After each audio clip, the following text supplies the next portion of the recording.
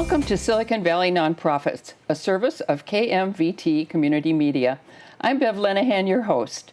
Today our guest is Kathy Cordova, Executive Director of Santa Maria Urban Ministry.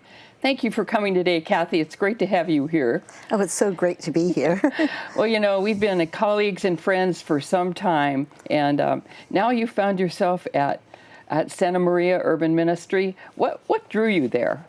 You know, it feels like a full circle coming there.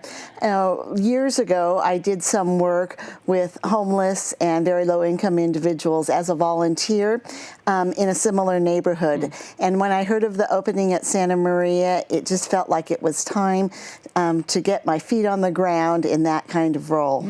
Actually, in a comfort zone. Yes. And in a place where you knew people could really use your help.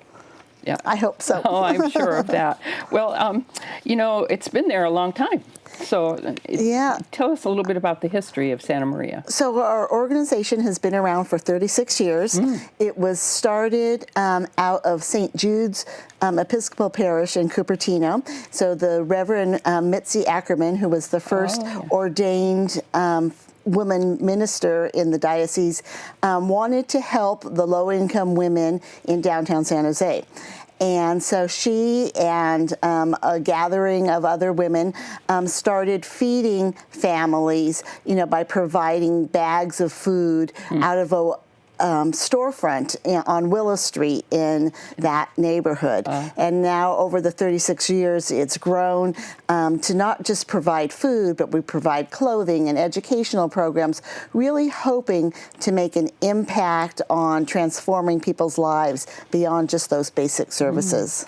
A real good infrastructure for the family life, right? We hope. We hope. Yes. Well, absolutely. So, you're a small and mighty agency. What is your vision for the clients who come to Santa Maria? We're somewhat unique in that a lot of our clients come back and act as volunteers and get involved with the program. So we are only 3 full-time equivalent staff, and then we have about 200 volunteers, some of whom are our client base. And so that is really our hope and vision, is that people receive goods and receive services, and then they are inspired to give back. So it really is full circle for the community. Sounds very holistic in the way we hope that a lot of communities are looking at how to support people who need, and then come back and they in turn support others. It sounds very holistic to me. I like the idea a lot. So you mentioned you were in downtown San Jose. Give a little bit more about the location. So we're in the Washington Guadalupe neighborhood. So we're just a little bit south of the heart of downtown San Jose on South Almaden Avenue, just on the other side of 280. So that is a largely immigrant neighborhood and has been for 75 years or more. So first there were the Italian immigrants, and then waves of Latin American and Central American immigrants. So most of the clients we serve are Spanish-speaking, about 80%, but we do serve people from a variety of other backgrounds as well.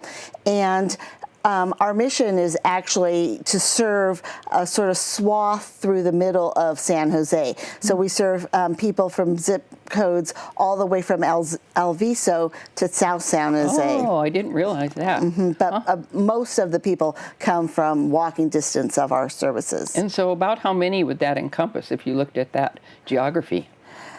So we serve about 600 families a month. And that's not easy, because that's a lot coming through the door every day.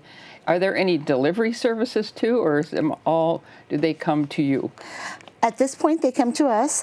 We are looking at some things like mobile pantries, but right now they come to us. We do a lot of outreach to those other neighborhoods, say in West San Jose or El Viso, getting people to come to us. Also, when we have extra items, we work with partners in other communities. So if we have extra fruit and vegetables, we'll call up some of our partners and share in those other neighborhoods as well. That too sounds very holistic, and I think it was the way it was in the early days, right? Families shared with families, and they traded resources all the time, and we got away from that, and now we're returning to it. We realize the value of it. And we see how many of our families do have those sort of shared relationships. Sometimes it's because of the lack of affordable housing, so you may see 2 or 3 families living together. But even if they're not living together, they've formed friendships, and so one family may bring the children of another family to our services. So we have a preschool on site, as well as after-school tutoring, and then adult education programs too. All of those, and I think that too just speaks to the awareness that it's the whole family you need to serve, not just the parents or not just the children, but it needs it all, right? Exactly. So tell us a little bit more about your programs. You've got several, like the food pantry.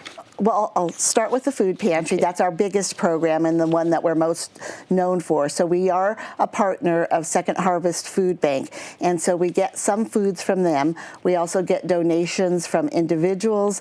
We get donations from a couple of large markets in the area. Oh, good. And so each family is able to, on every 2 weeks, get a box of food.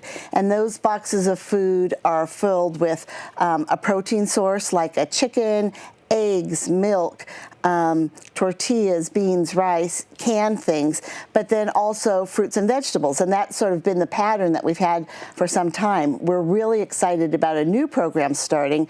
So by the end of May, we will not be putting fruits and vegetables in our boxes, but the good thing about that is that we will have a produce market out in front. So completely free of charge, those families can choose which fruits and vegetables they want in any quantity. So instead of getting 10 pounds of potatoes when they may not be able to use all of those, they can come and choose that. And I think that that's a more dignified approach to the more choices we can give families, the better. Yes. Oh, that's terrific. And I'm sure you discovered that over time, that would be a preference, because we all grow up with cultural or family differences on what we like and not like. Exactly. You know, there are some fruits and vegetables that may not be native to certain populations, and so, you know, you don't want to give somebody something that they're not going to be able to use. This way, if they can choose, you know, it helps them plan and prepare their meals. I think it's much better.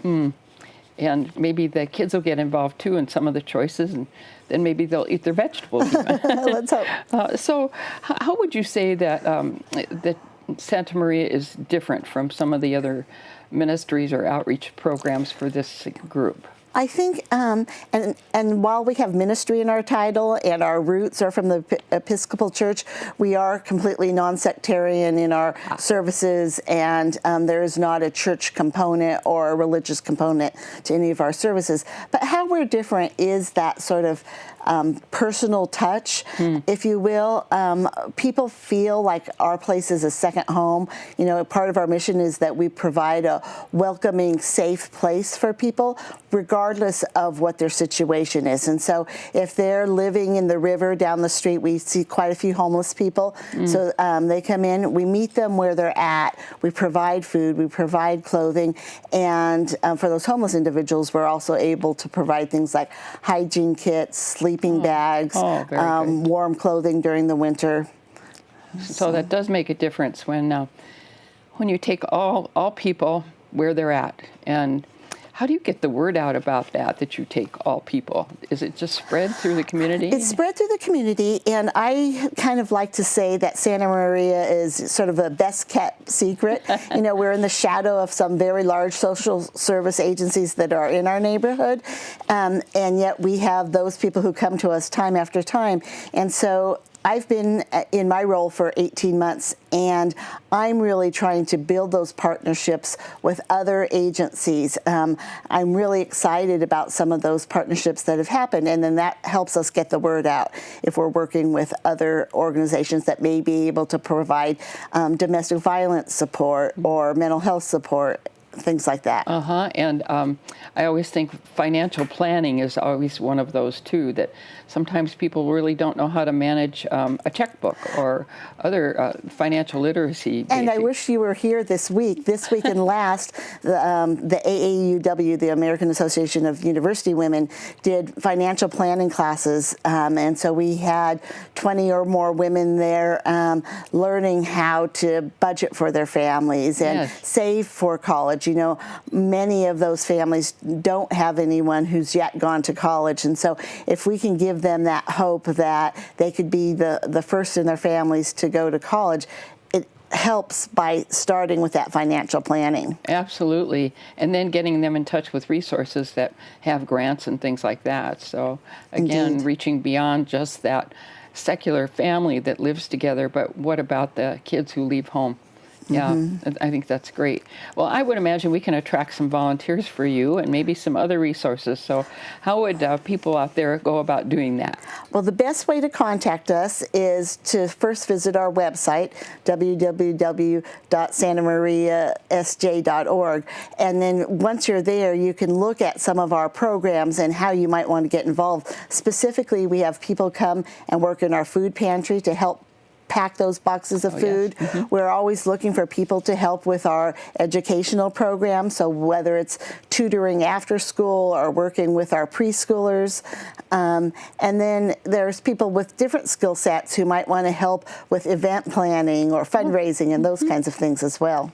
And I understand you're looking for a couple of new board members as well. Yes, our board is a wonderful board who puts in lots of hours and could use a few more team members there. So we have a very strong board, and we are looking for more individuals as well. Well, that's good. I think having a good, strong board underneath your feet gives you the confidence as the executive director, and the other staff room to go and grow, really, and to feel confident serving the clients that you have, for sure. So. Can you think of someone who's touched you there, a client that's come in where their story really touched you? I get to see clients on an almost daily basis. So even though my role is, primarily overseeing the agency and fundraising and so forth, I like to step out of my office and see clients when I can. And there's been many stories that have touched me, but I can think of a couple. One, and I'll just use his first initial T, is an individual who's came to us several months ago as a volunteer, and so he's in the pantry packing boxes of food and lifting crates and things on a daily basis. But he's an individual who had really struggled. He's living in a tent right now, and yet he comes and does his volunteer work all the time. Well, he came to me this week and said, you know what?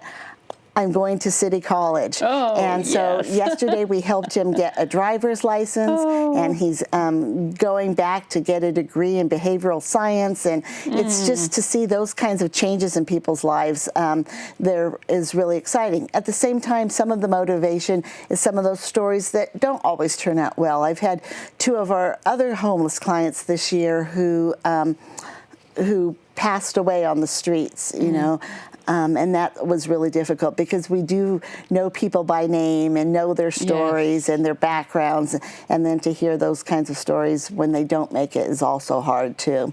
Well, either way, we get motivated to do our work, don't we? We do. Yeah, either way. Well, I want to thank you so much for joining us today, Kathy, and wish you and your work all best fortune, and thank you for being with us today. Well, thank you for this opportunity.